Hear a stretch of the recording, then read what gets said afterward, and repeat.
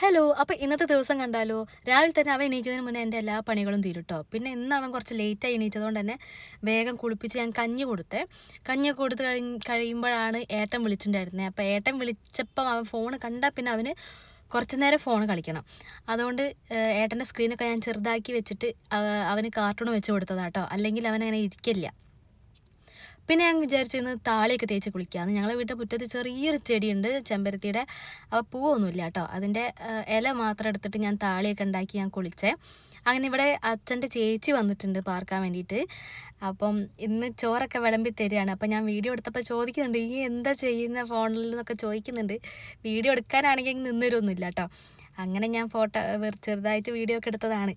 പിന്നെതാ ഞങ്ങൾ ഭക്ഷണം കഴിക്കലൊക്കെ കഴിഞ്ഞ് കുറച്ച് കഴിഞ്ഞപ്പോൾ തന്നെ ധ്രുവ് എണീറ്റിട്ടുണ്ടായിരുന്നേ. പിന്നെ അവന് ചോറൊക്കെ കൊടുത്ത് ഞങ്ങളിങ്ങനെ വെറുതെ കൊലായിലിങ്ങനെ ഇരിക്കുമ്പോൾ അവൻ വന്നിട്ട് ഞങ്ങൾ വേറെ വർത്തമാനത്തിലൊക്കെ ആയപ്പോൾ അവനെ ശ്രദ്ധിച്ചില്ല.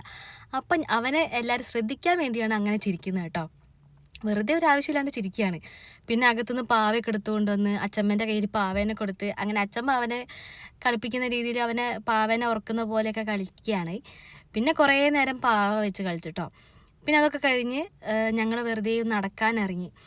കാരണം ഇവിടെ ആരും ഇല്ലെങ്കിൽ ഞാൻ നടക്കാൻ ഇറങ്ങില്ല കേട്ടോ. കുറേ നായ്ക്കളുണ്ട്. അതുകൊണ്ട് ചെറുതിനെയും കൊണ്ട് നടക്കുമ്പോൾ എനിക്ക് പേടിയാണ്. അപ്പോൾ ഇന്ന് വലിയ വെള്ളമുണ്ട്, വലിയമ്മേൻ്റെ കൂടെ ഞങ്ങൾ പുറത്തേക്ക് നടക്കാൻ ഇറങ്ങിയതാണ്. അങ്ങനെ പോകുമ്പോഴാണ് ഞങ്ങളെ വീടിനടുത്തുള്ള ഏച്ചി ഞങ്ങളെ കണ്ടപ്പോൾ ഞങ്ങൾ അങ്ങോട്ടേക്ക് വിളിച്ച് എന്നിട്ട് അവിടുന്ന് ചായ കുടിയും എല്ലാം അവിടുന്ന് കഴിഞ്ഞു കേട്ടോ. പിന്നെ അത് കഴിഞ്ഞ് ഞങ്ങൾ നേരെ എൻ്റെ അച്ഛൻ്റെ ഏട്ടൻ്റെ വീട് എൻ്റെ വീടിൻ്റെ അടുത്താണ്. അപ്പോൾ അവിടേക്ക് പോകാമെന്ന് വിചാരിച്ച് പോയതാട്ടോ. അങ്ങനെ അവിടെ കുറച്ച് നേരം ഇരുന്ന് അവിടെ വേറെ ആരും ഉണ്ടായിരുന്നില്ല, വല്യമ്മ മാത്രമേ ഉള്ളായിരുന്നു. അപ്പോൾ അവിടുന്ന് കുറേ നേരം വർത്താനൊക്കെ പറഞ്ഞ് വിളക്ക് എത്തിക്കാനൊക്കെ ആയ സമയത്ത് ഞങ്ങൾ നേരെ വേഗം വീട്ടിലേക്ക് പോന്നേ.